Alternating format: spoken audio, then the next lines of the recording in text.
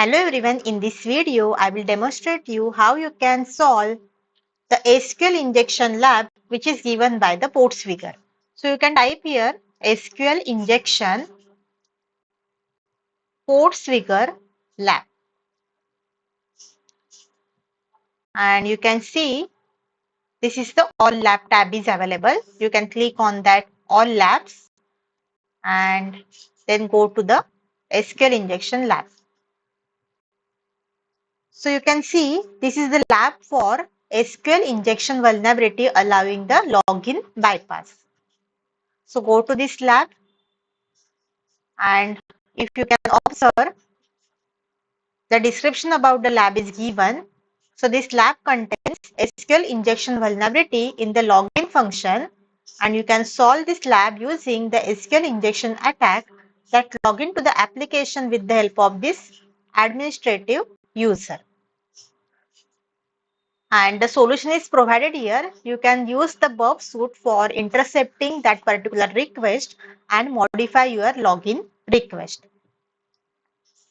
As well as you can go with the username parameter and you can enter this administrative or dash dash. If you are entering this payload into your username field, then also you can get access to your admin account. So go to access the lab.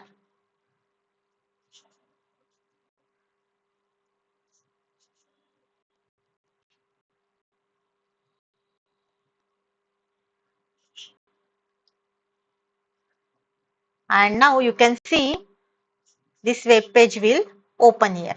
So there are two tabs, home and my account. You can go with the my account and you can see here the page for username and the password. That is our login page. So in the login page, in the username field, you have to enter that payload administrator or dash dash in the username and your password can be anything. And if you click on the login button, you will get access to the admin account. That is my account and your username is administrator. And it can display the message, congratulations, you have solved the lab. So this is the field for your email. If you are entering the email like abcadmin@gmail.com and if you click on the update mail, then this mail has been updated.